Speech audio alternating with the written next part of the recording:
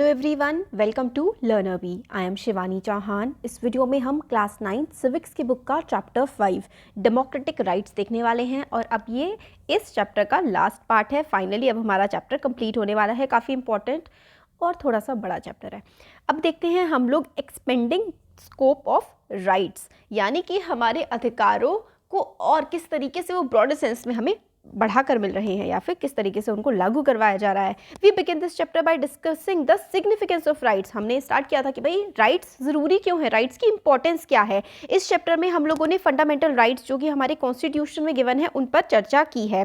Fundamental rights सिर्फ constitution fundamental rights guaranteed by the constitution are the only rights citizens have. आपको क्या ऐसा लगता है कि फंडामेंटल राइट्स जो कॉन्स्टिट्यूशन में गिवन है सिर्फ वही है हमारे पास? ऐसा नहीं है। फंडामेंटल राइट्स जो हैं वो बाकी सारे अधिकारों का सोर्स हैं। हमारा कॉन्स्टिट्यूशन, हमें जो बाकी सारे और कानून बने हुए हैं उसमें भी हमें बहुत सारे अधिकार मिलते हैं।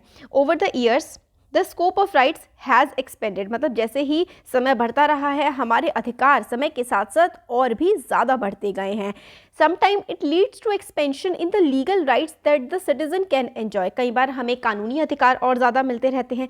समय समय पर जो कोर्ट हैं वो अलग अलग जजमेंट्स देती हैं जिसकी वजह से हमारे राइट्स और ज़्यादा हमें मिलते जाते हैं। मतलब कई जैसे कि हमारे पास पहले चुप रहने का अधिकार कहीं पर लिखा हुआ नहीं था, बट कोर्ट्स ने कहा कि we have right not to speak. हमारे पास अगर हमें बोलने का अधिकार है तो उसके साथ ही ना बोलने का भी अधिकार हमारे पास है। जैसे कि right to freedom of press यानी कि जो मीडिया है, न्यूज़ चैनल्स हैं या न्यूज़पेपर्स हैं, उनके पास है अपनी बातों को बताने का, एक्सप्रेस करने का अधिकार। राइट टू इन्फॉर्मेशन, हमें राइट टू इन्फॉर्मेशन एक्ट 2005 से RTI का अधिकार मिलता है। एजुकेशन का राइट मिला है, राइट टू एजुकेशन, जिसमें 6 साल से लेकर के 14 साल के बच्चों को फ्री एजुकेशन दी जाती है। तो ये सारे के सारे फंडामेंटल राइट्स हैं जो हमें संविधान लागू होने के काफ़ी समय बाद हमें और ज़्यादा एक्स्ट्रा दिए गए हैं। अब now school education has become a right for every Indian citizen. Governments are responsible for providing free and compulsory education to all children up to the age of 14 years. 14 साल तक के बच्चों को फ्री एजुकेशन देना सरकार का काम है और नागरिकों का हक है। Parliament has enacted a law giving the right to information to the citizen. Right to education यानी कि सूचना का अधिकार लोगों को दिया गया है। This act was made under the fundamental right to freedom of thought and expression.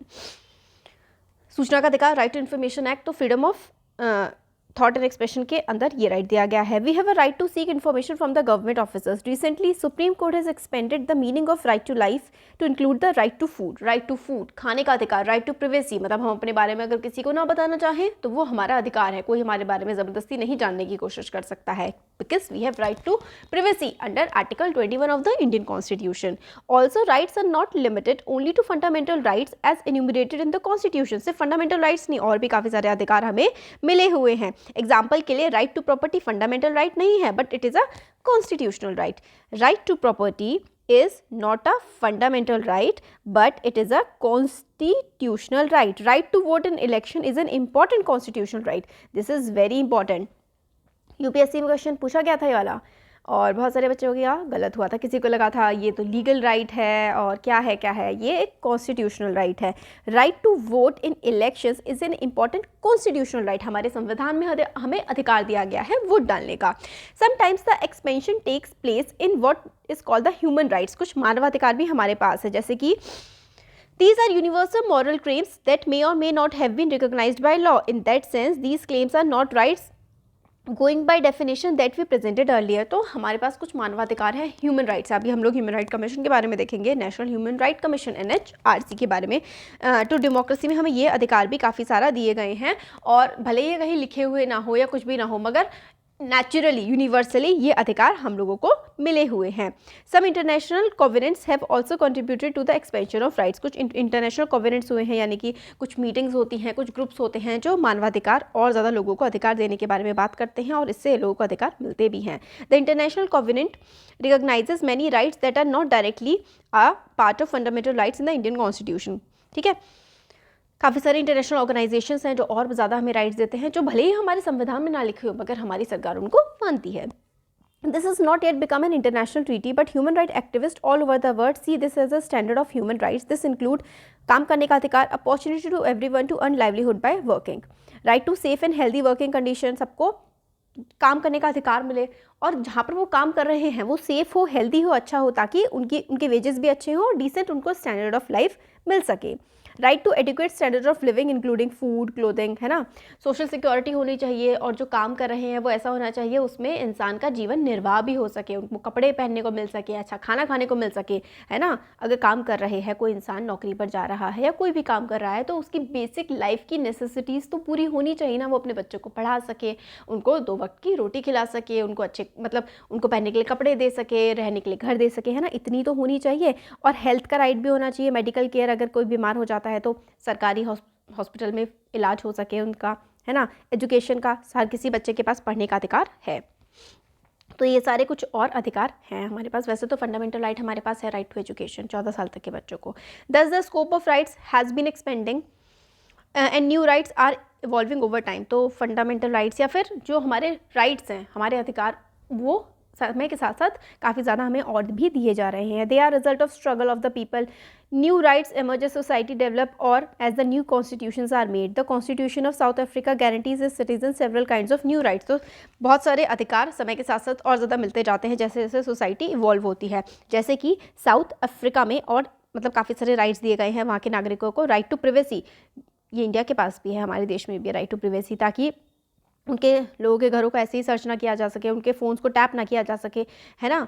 कि भाई हम फ़ोन पे किसी से क्या बात कर रहे हैं हमें नहीं बताना है, तो एक्सेप्ट कि भाई कोई क्रिमिनल काम, कोई क्रिमिनल ऑफेंस आप नहीं कर रहे हैं, किसी की जान ले रहे हैं, किसी को नुकसान पहुंचाने का काम आप नहीं कर रहे हैं, तब तक आपके फ़ोन्स को टैप नहीं किया जा सकता आपकी मर्जी के बिना। Right to environment that is not harmful to their health और wellbeing, right to healthy environment भी है। Right to have access to adequate housing, कि भाई घर होना चाहिए, हर किसी के सर पर छत होनी चाहिए। राइट टू हैव, ये साउथ अफ्रीका में सारे अधिकार दिए हुए हैं। Right to have access to health care services, sufficient food and water, no one may be refused emergency medical treatment, किसी को भी इमरजेंसी मेडिकल ट्रीटमेंट देने से रोका नहीं जाएगा। मतलब कोई अगर क्रिटिकली इल है, किसी एक्सीडेंट हो गया है तो हॉस्पिटल में उसका इलाज किया जाएगा। Many people think that the right to work, right to health, right to minimum livelihood and right to privacy should be made fundamental rights in India as well. What do you think? आपको क्या लगता है कि हमारे देश में बहुत सारे लोग कहते हैं कि right to health, right to minimum livelihood and right to privacy. Right to privacy तो हमारे पास अब आ ही गया है, ये है हमारे पास। राइट टू हेल्थ अभी नहीं है, राइट टू मिनिमम लाइवलीहुड अभी तक हमारे पास नहीं है। ये होना चाहिए और होपफुली हमारा देश इसी तरीके से अच्छे काम, अच्छे रास्ते पर चलता रहा तो ये राइट्स भी, राइट टू हेल्थ और राइट टू लाइवलीहुड, ये सब कुछ हमें भी जल्दी ही मिल जाएगा।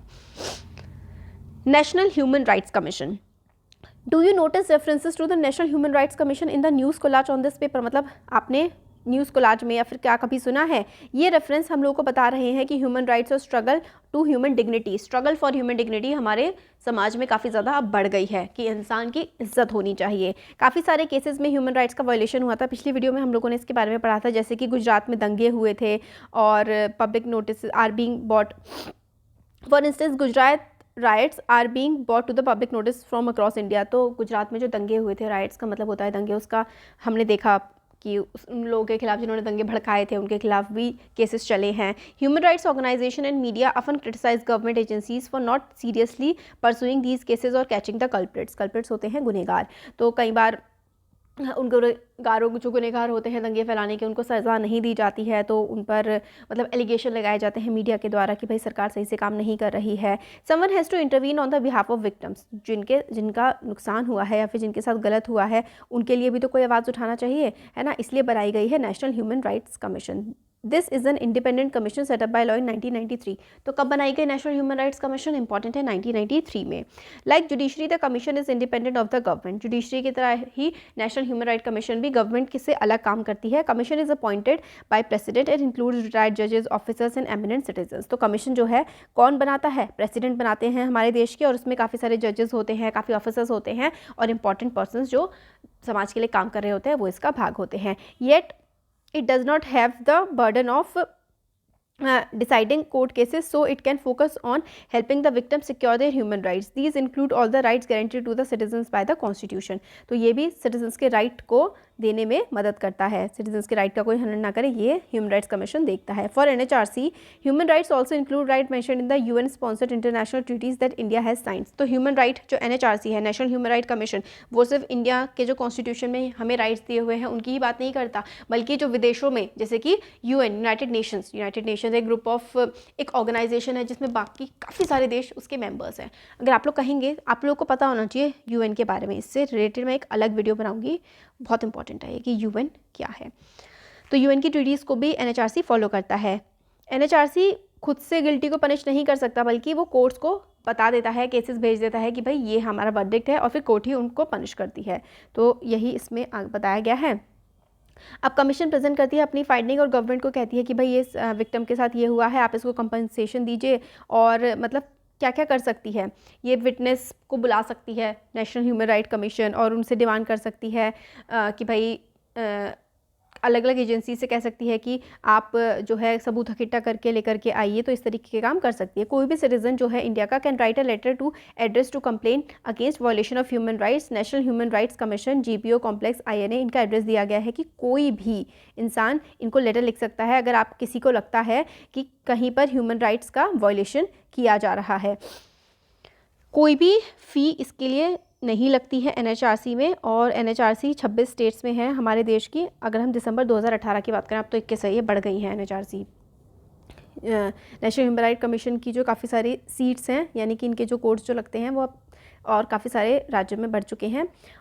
इन पे कोई भी अपनी अपील दाखिल कर सकता है, और उसके लिए कोई भी फीस नहीं देनी होती है। तो ये हम लोगों ने NHRC के बारे में देखा। इसके साथ ही हमारा चैप्टर हो चुका है कंप्लीट। ये बीच में बॉक्स था, इसके आगे हम लोगों ने राइट्स के बारे में देखा, expanding the scope of rights, और हमारा फाइनली 5 वीडियोज़ में ये चैप्टर कंप्लीट हो गया है। बड़ा था बट बहुत इंपॉर्टेंट था। होपफुली आप लोगों को अच्छे से समझ आया होगा। अगर आया है तो वीडियो को लाइक करिए, सब्सक्राइब करिए चैनल को, और शेयर करिए। Thank you.